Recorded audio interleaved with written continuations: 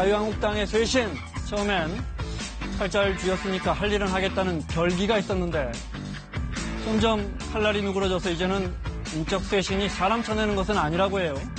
이 사람 저 사람 다 같이 가면 국민들에겐 뭐가 달라졌다고 할 건지 그릇이 깨지더라도 이참에 설거지 한번 세게 해야 한다는 목소리가 높은데요. 자, 사사건건 시작합니다.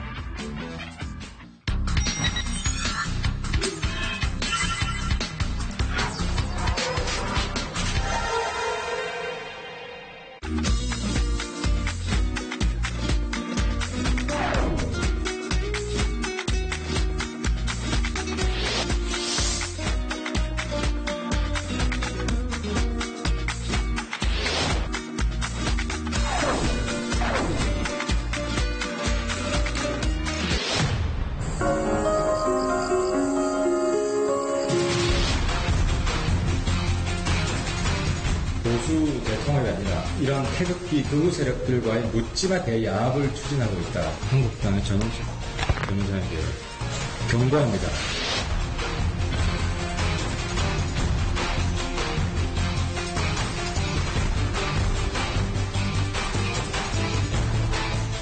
여의도 사사건건 소나 키우려고 했는데 시대가 시대라서 자유한국당을 넘어 보수 혁신, 보수 재편에 무거운 짐을 진 자유한국당 조직 강화특위 전원책위원 자리했습니다. 어서 오십시오. 예, 정말 오랜만입니다.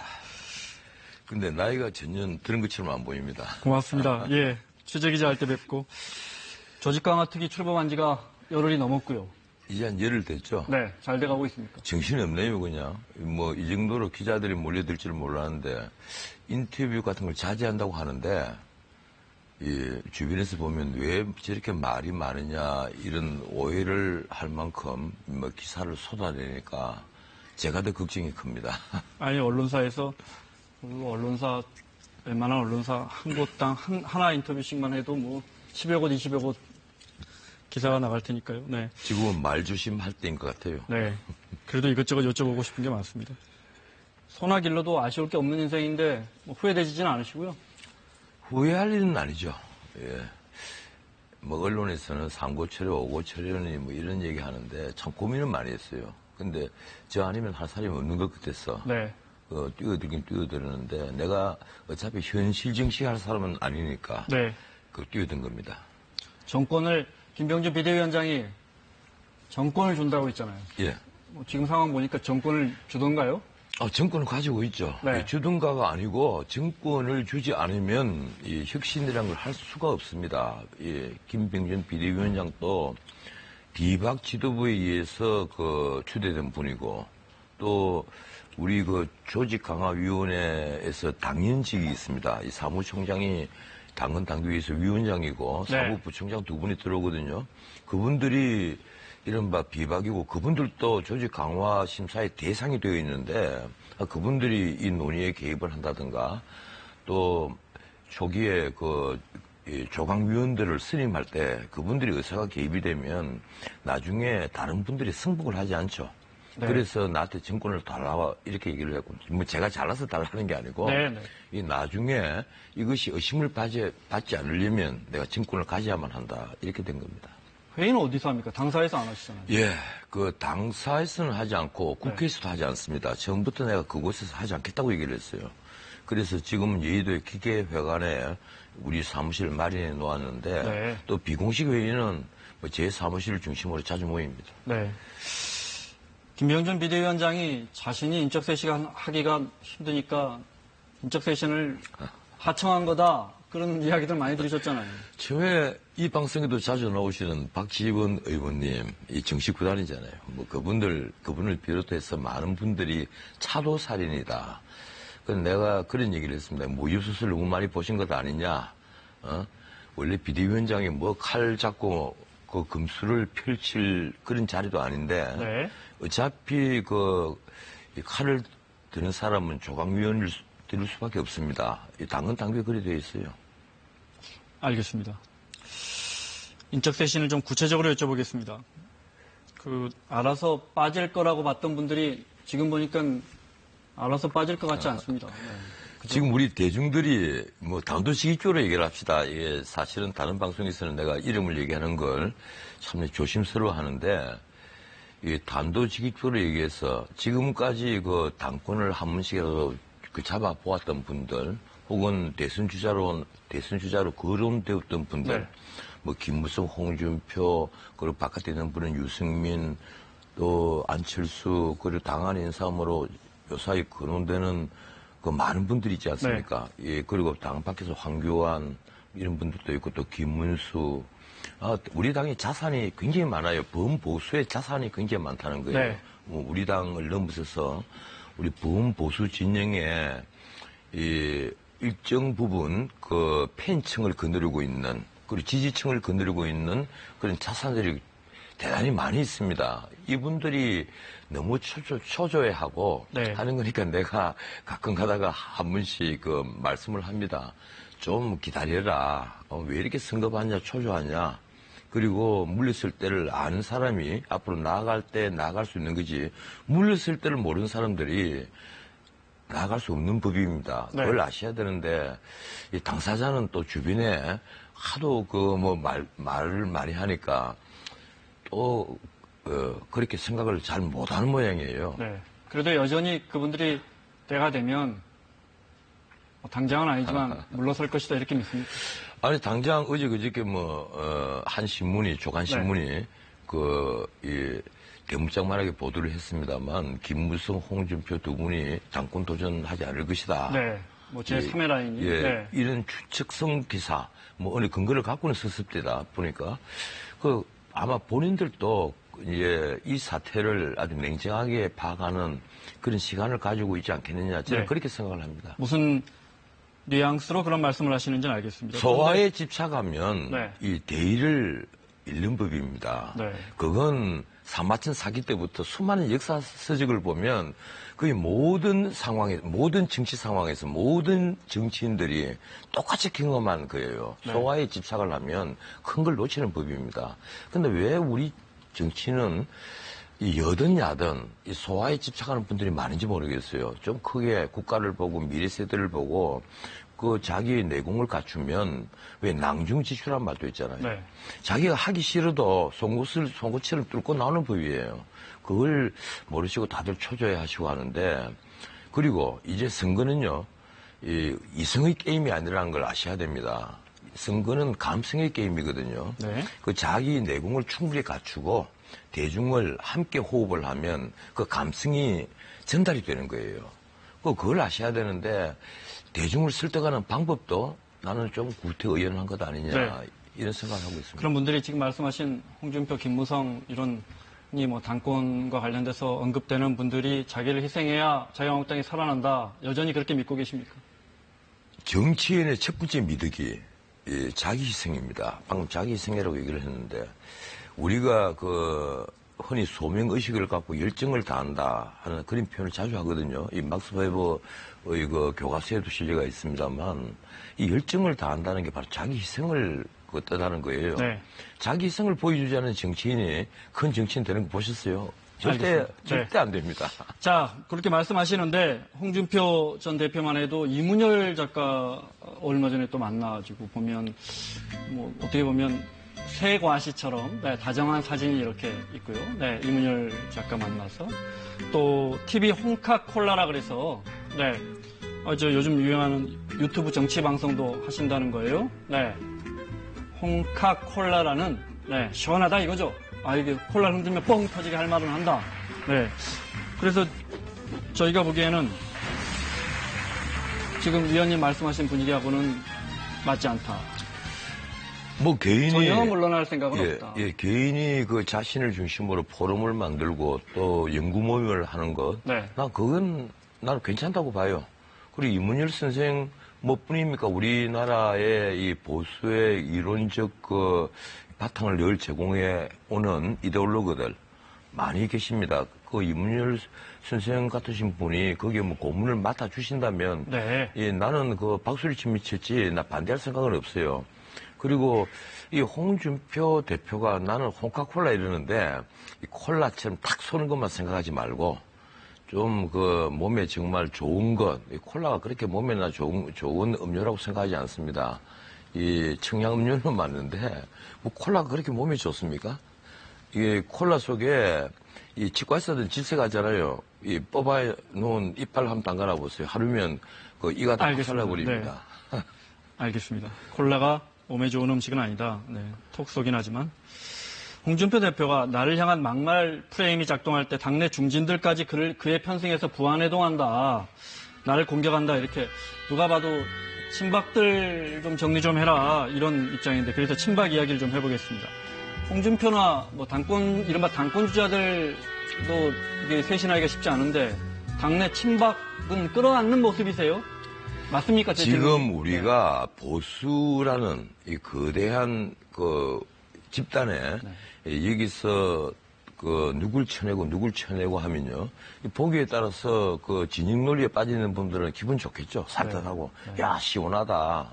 정말 단두대다. 뭐 이런 온갖 찬사가 쏟아지겠지만 이 보수라는 것이 그래서는 안 됩니다. 우리가 큰 틀 안에서 싸우라는 저는 주문을 하고 싶어요. 네. 이 안에서 예컨대 그 어떤 정책을 그리고 이념을 놓고 서로 다투어야지 서로 다 분파작용을 하게 되면 결국은 나는 적의 말 발굽에 머리가 으깨질 것이다.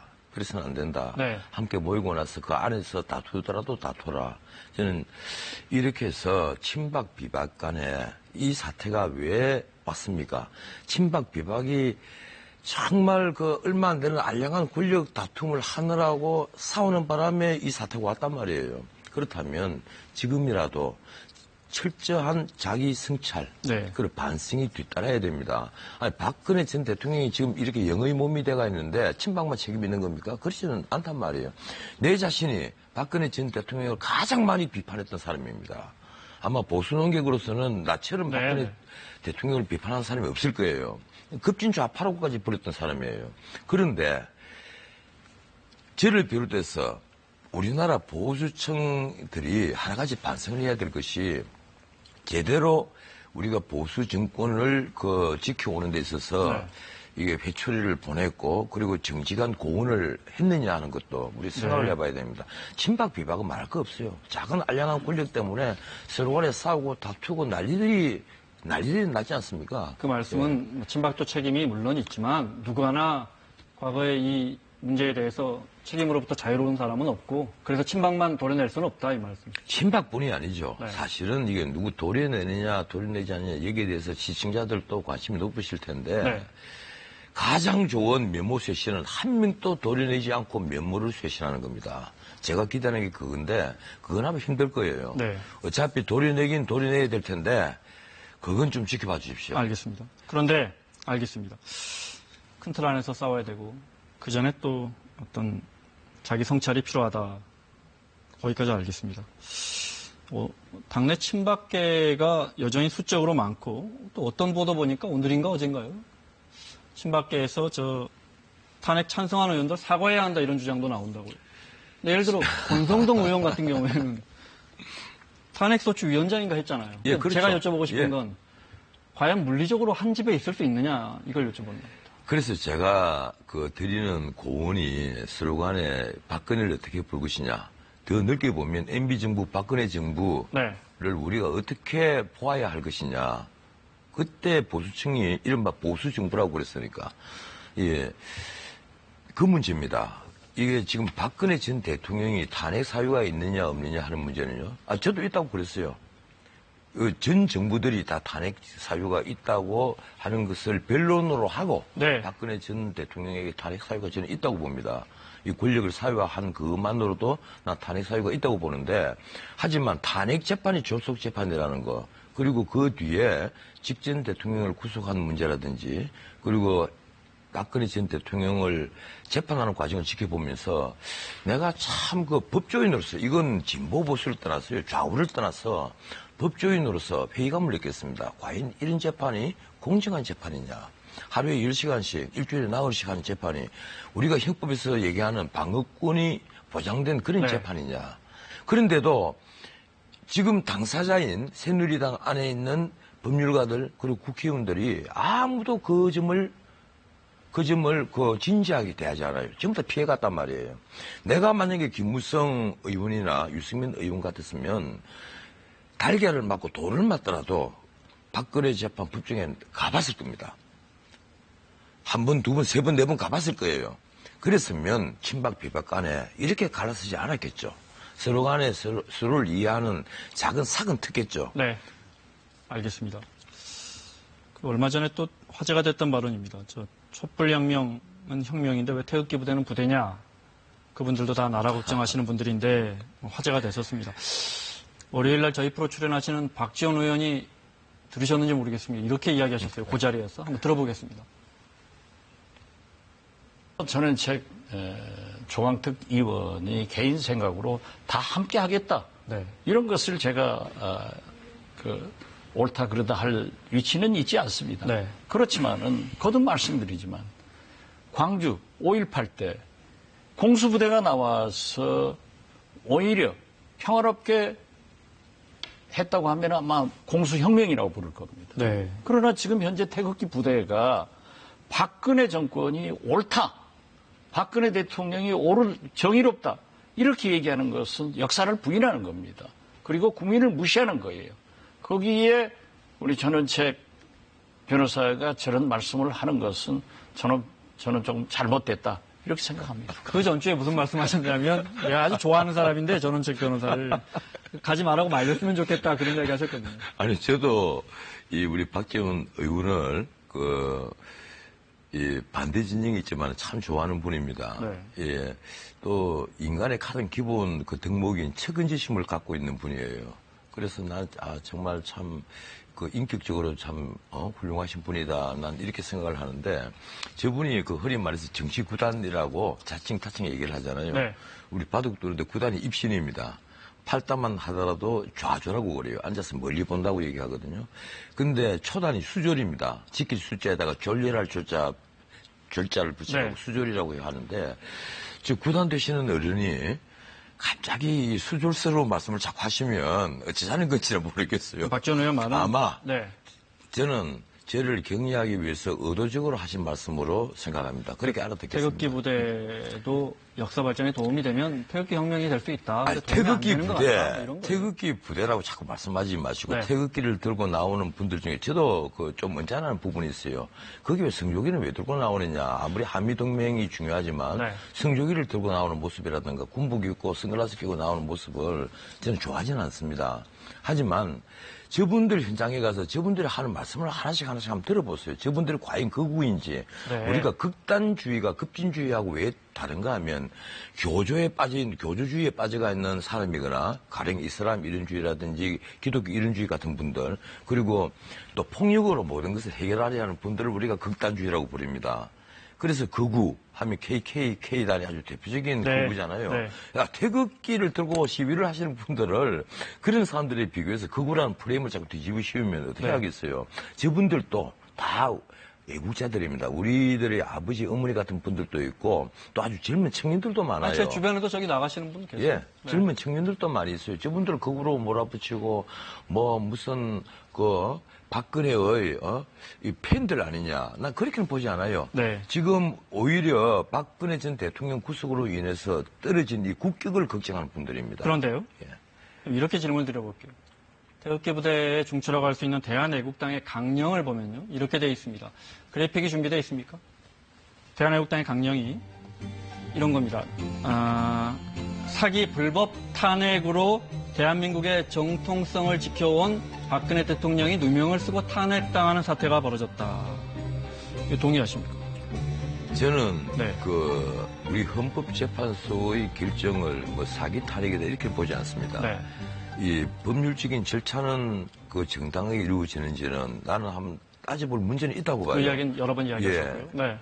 그런데 이 특정 정당의 강령 혹은 정강 정책을 놓고 제가 저보고 얘기를 하라고 하면 네. 우리나라 모든 정당을 태극기 부대 분들이 일반적으로 예. 이런 주장을 갖고 계시거든요. 그래서 그건 그렇지 않아요. 네. 그건 대한애국당의 모임만 태극기를 들고 나오지는 않습니다. 네. 광화문에 나오시는 저는 대한애국당의 생각일 뿐. 예. 광화문에 다수 대중 나오는 생각은 그렇지 않다. 모든 분들이 거의 다 태극기를 네. 다 들고 나오시거든요. 예, 저것은 태극기를 들고 나오는 일부인 대한애국당의 그 강령인데 네. 지금 뭐 조은진 의원의 그 생각이 많이 포함이 됐겠습니다만 대한애국당 조은진 의원은 지금 정부를 권력 찬탈 반역 정부라고 규정하거든요. 그게 이제 극단적인 경우죠. 네. 극단적인 그 하나의 생각인데 그래서 그건 앞으로 조은진 의원을 만날 수 있으면 내가 진지하게 그분의 생각이 어떤지를 내가 한번 듣고 싶는데 네. 글쎄 우리가 이것이 탄핵 절차라든지 그 이후에 있는 사법 절차가 듀 프로세스 직정 절차를 거치느냐 하는 데는 저는 회의적인 부분을 많이 갖고 있지만 또 한편 그 전체가 사기극이다라고 하기에는 네. 좀 지나친 표현이 아닌가 이런 생각을 저희 합니다. 참가하시는 분들도 좋은 뜻으로 가시지 그렇게 극우적인 생각만 있는 분들이 절대 그럼요. 아니다 이 예. 말씀이시죠. 네. 탄핵을 지금도 박근혜 전 대통령의 탄핵을 지금도 인정하지 못하는 분들과도 함께 갈 수 있습니까? 글쎄요. 내가 하나만 말씀드릴게요. 당원으로 많이들 예. 가입하고 계시거든요. 예, 하나만 말씀을 네. 드릴게요. 탄핵 소추안이 헌법 위반 5개, 법률 위반 8개였어요. 그런데 그 탄핵 소추안을 강모 재판관이 직접 정리를 해달라고 요구를 합니다. 네. 그건 이 권성동 그 당시 법사위원장을 중심으로 네. 해서 이제 소추안이 마련이 되어 있었는데 그분들 마음대로 못 해요. 만약에 이 탄핵 소추안에 손을 대리면 네. 다시 국회의 의결을 거쳐서 해야죠. 그런 점에 있어서 나는 헌법재판관들이 월권한 부분이 있다고는 믿는 사람이에요. 계속해서 절차상은 분명히 하자가 있다 이렇게. 예, 하자가 분명히 있어요. 그 결론에 대해서 이 헌법재판소에서 내리는 결정은 우리 교과서에 보면 헌법순화적 판결이라고 합니다. 정치순화적 판결이라고 네, 네. 합니다. 그래서 정치순화적 판결이니까 어느 정도는 우리가 뭐 자연 치유가 된다고 생각은 할 수 있지만 네. 아마 세월이 지나면요 두고두고 평생이 있다 생각이 들 겁니다. 저는 그래서 헌법재판소가 지나친 월권을 한 부분이 있다. 저는 이런 생각은 제가 당당하게 말씀드리겠습니다. 그래도 탄핵 결정을 부인하시지는 않잖아요. 그죠? 예, 부인은 하지 않죠. 하지만 네. 그 결정문 자체에 국어 공부도 안 하시는지 비문이 얼마나 많아요. 기자생활 하시지만 알겠습니다. 네, 그런 네. 식의 결정문을 써놓고 우리는 떳떳하게 결정을 했다. 이렇게 얘기를 한다면 곤란하죠. 네. 소수 의견 하나 없는 그런 헌법재판소 결정문을 내놓고 우리가 정말 법과 영심에 의해서 이 결정을 내렸다고 한다면 그건 지나친 자기 네. 강변입니다. 알겠습니다. 뭐 깊이 법리적인 논의라서 거기까지 하고요. 네. 당협위원장도 앞서 정권을 위임받아서 하고 있고 뭐 그런 것 같습니다. 저희가 보기에도 당협위원장들 다 사퇴서 냈는데 저희 궁금한 건 그중에 몇 %나 당을 빼게 될까요? 그걸 저에게 지금 물으시면 네. 또 조광위원들 또 세 분도 계시는데 네. 너무 좀 심한 질문이시고 네. 하지만 물갈이 제가 팩이 좀 이제 이런 말은 넣었습니까? 자주 합니다. 네. 한 명을 쳐도 네. 국민들이 박수를 보낼 수가 있고 네. 이 60%, 70%를 쳐내도 국민들이 뭐 했냐, 네. 너희들 아무것도 하지 않았다 이런 따가운 비판이 날아들 수가 있습니다. 그래서 이건 지금 저는 시간과의 싸움이라고 얘기를 합니다. 네. 스스로 면모를 일신하는 것은 시간이 지나면 우리 국민들이 자연히 아시게 될 겁니다. 조금만 지켜봐 주십시오. 네. 당연히 엄격한 기준을 가지고 심사를 내야 또 반발이 예. 최소화 될 거 아닙니까? 그렇죠. 그 기준 여러 가지가 있을 겁니다. 그죠? 그중 첫 번째 기준은 이거다. 이 인적 쇄신의 정성평가, 첫 번째 기준. 이렇습니다. 정성평가, 정량평가 이런 게 있거든요. 이런 당무감사 결과 그 숫자로 나옵니다. 근데 그런데 승복이 안 되니까 나중에 공개해라 점수 공개 그렇죠. 이런 얘기 네. 한단 말이에요. 근데 절대 계량화할 수 없는 부분이 있어요. 근데 얼마나 의원으로서 이 자질을 갖고 있느냐. 그리고 또 용기, 결단력, 정직함, 도덕성, 더 나아가서 소명의식과 열정을 갖고 있느냐. 이런 부분은 숫자로 계량화하기가 힘든 개인적으로- 겁니다. 그걸 좌파들은 계량화를 잘해요. 좌파들은 이 숫자로 잘 적습니다. 그런데 제 책에도 썼습니다만 우파는 이걸 계량화하지 않습니다. 네. 그래서 원래 통계를 신봉하는 사람 치고 제대로 된 경제학자들이 없다고 하지 않습니까? 네. 마찬가지로 우리가 이 조광위원들의 이 감성에 의해서 어떤 결정을 내릴 수는 없지만은 하지만 이 어떤 틀에 매여서 그래도 그 중에서 제일 중요한 거. 제일 중요한 건 나 개인적으로. 제일 네. 중요한 건 제가 말씀드리지 않습니까 이미 의원으로- 소명의식과 열정이라는 거예요. 네. 열정을 저는 전투력이라고 표현을 하는데 네, 정말 지금 기량하기 야당 어려운 의원이 부분이에요. 돼야죠. 네. 왜 지금 여당 의원처럼 나는 그 의원 활동을 한지를 잘 모르겠어요. 왜 그런지를. 네. 야당 의원이 됐으면 야당 의원이 된 그걸 스스로 깨닫고 거기에 맞춰서 행동을 해야 됩니다. 네. 여당일 때도 눈치 보고 야당일 때는 더 눈치 보고 이러면 안 되죠. 네, 알겠습니다. 인적쇄신 여기까지 여쭤보고 시간이 얼마 남지 않아서 이른바 보수 대통합 좀 여쭤보겠습니다. 이제 흔히 뭐 빅 텐트가 쳐질 것 같다. 네. 김병준 위원장이 또 여러분들 만나고 다니시고, 네. 세간에 이제 황교안 전 총리는 뭐 저희가 밖에서 보기엔 들어오실 것 같은 그런 분위기고, 유승민, 오세훈, 원희룡 지사 이런 분들 이야기 나옵니다. 네. 옛날에 전부 다 새누리당, 그 네. 앞에 한나라당에 있었던 분들이잖아요. 그런데 난 특정인을 두고 뭐 오라 가라 이런 말씀을 제가 드릴 위치도 아니지만 네. 그 말씀 드리고 싶지도 않아요. 이 원래 제 모토가 제 사무실에 사람들이 많이 오고 갑니다. 오라 반길이라 가면 이절이라. 오면 반기고 가면 있는 거죠. 아니, 소 기르는 게 목적이라고 하셨죠. 여기가 아니 소를 제대로 키우는 것은 제대로 네. 보수 이념을 전파를 하고 범자유주의 진영에서 하나의 기준 잣대 그리고 변화에 맞춰서 새로운 잣대를 제공을 해주고 하는 것이 소를 네. 키우는 거지 특징을 두고 제가 드린 네. 얘기가 아니에요. 나는 이분들이 만약에 한국당이 보수의 요람으로서 이게 다 모여야 된다고 생각을 하면 들어오시는 거고 그렇지 않으면 오지 않는 거예요. 그건 스스로 택할 문제고 네. 내가 이분들에게 꼭 필요하다 그러면 물론 상고 처리는 해야 되겠지만은 가서 매달려 가면서 우리 함께 합시다 이렇게 하고 싶은 생각은 전혀 없습니다. 네, 알겠습니다. 이제 황교안 전 총리가 만약에 들어온다면 근데 제가 말씀드린 오세훈 뭐 이런 유승민 이런 분들은 뭐 오세훈은 전 시장은 친이계고 아니, 원희룡 그런데요. 지사나 유승민 의원 같은 분들은 그게 싫다고 해서 나간 분들이거든요. 친이고 친박이고 간에 네. 들어올 때 제가 한 말씀 드리겠는데 만약에 이 방송을 보신다면 네. 폼나게 들어오려고 하지 마십시오. 이게 방송용으로 좋은 용어는 아닙니다만 자기 폼 다 잡고 자기 챙길 거 다 챙겨가면서 만약에 내가 내가 가면 어떤 나의 기분이 있어야지 이런 생각하시면요 미래는 없습니다. 폼나게 들어올려 하지 않는 것 자체부터 자기 희생이고 이 대중은 자기 희생을 보이는 정치인에게 박수를 보내는 법입니다. 네. 이분들도 역시 대통합 이전에 자기 성찰이 있어야 한다. 앞서 말씀하셨죠. 당연하죠. 네. 알겠습니다.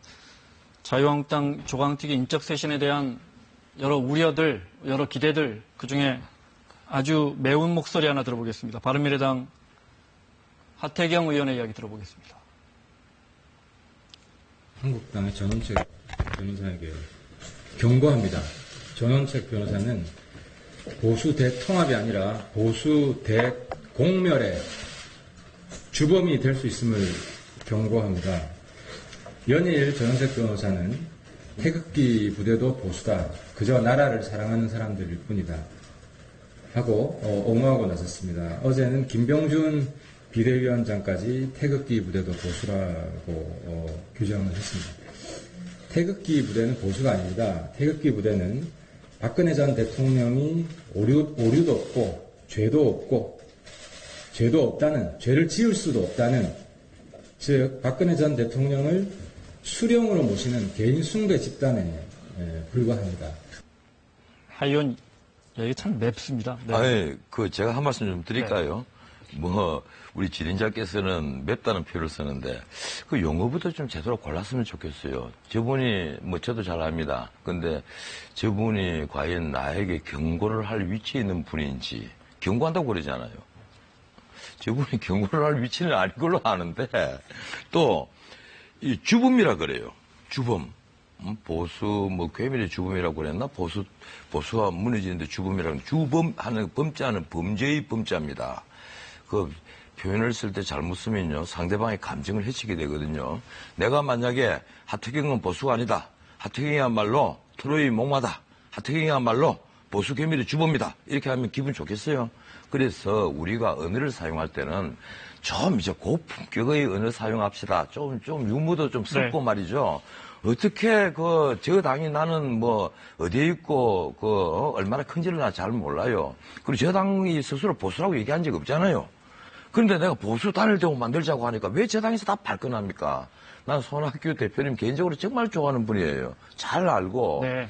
근데 제게 아직 전화 통화 한 통 없어요.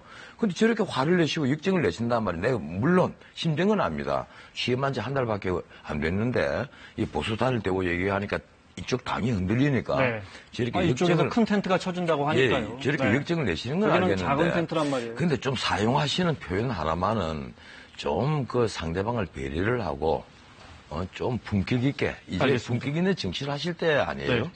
근데 우리 하 의원 보면 난 그렇게 안 봤는데 이 보면 말에 자꾸 나리스가 있어요.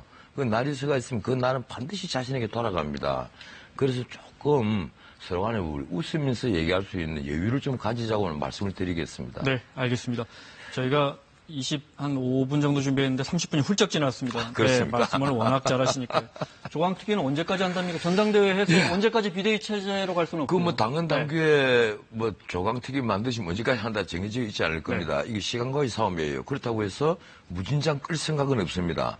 저도 빨리 이걸 매듭을 짓고 제 일로 돌아갔으면 하는 생각을 합니다. 그런데 이게 지금 예컨대 누구 말처럼 12월 말에 모든 걸 정리를 탁 하고 2월 달에는 조기 전달을 한다. 그리고 4월 달에 재보선에 임하겠다. 그게 가능할까요? 저도 최선은 다합니다만은 네. 그렇지 않을 겁니다. 일단 당이 비박 친박 간에 어느 정도 화학적 융합하는 데도 시간이 걸리고 그 다음에 물러설 분이 물러서고 또 큰 꿈을 꾸기 위해서 또 시간을 가질 사람은 또 가져야 되고 네. 이런 걸 다 정리를 하려면 시간이 좀 걸리겠죠. 네. 조금만 여유를 가지고 흔히들 지켜봐 내년 주십시오. 내년 2월 전당대회, 통합 전당대회 이야기하는데 그건 쉽지 않을 거예요. 글쎄 물리적으로 불가능하다. 당협위원장들 심사는 올해 안에 시작되겠습니까? 물론 해야죠. 네. 벌써 사실 하고 있습니다. 당무감사가 우리가 그 당무감사의 조항들을 아직 확증을 못 했기 때문에 네. 지금 그 감사를 시작은 곧장 못 했는데 내막적으로는 기본 자료들은 지금 검토를 하고 있습니다. 이 작년에 했던 당무감사 자료를 제가 다 펼쳐보고 하나하나 네. 확인을 하고 있고 잘못된 부분, 잘된 부분 또 보고 있습니다. 네. 당협위원장 사퇴 부분은 이미 심사가 시작됐군요. 알겠습니다. 조강특위 생각처럼 그렇게 빨리 끝날 것 같지는 않다고 하셨는데 끝나고 또 다시 농객으로 돌아오시는 거죠. 농객으로 갈지, 이제는 농객도 다 떠나고 정말 신하서는 시인으로 돌아갈지, 원래 제 본업이 시인입니다. 이 부업이 변호사였는데, 네. 뭘 할지는 모르겠어요. 그렇다고 해서, 이 정치할 거 아니냐. 이 사람들이 이런 얘기를 하는데, 혹시 모르죠. 또 정치할지. 근데 그럴 가능성은 나 거의 없다고 봅니다. 혹시 모르죠 해서 끝났으면 다 기사가 그렇게 나갈 텐데. 아니, 제 성격이, 네. 이게 워낙 원칙주의자 비슷해서 말이죠. 이게 정치하고는 맞지 않아요. 정치하면 속병이 터져서 오래 네. 살겠어요. 알겠습니다. 보수가 혁신하기를 바라는 분들이 정말 말씀하셨듯이 예. 정말 많고요. 잘 해주실 걸 믿겠습니다. 오늘 나와주셔서 고맙습니다. 예, 고맙습니다.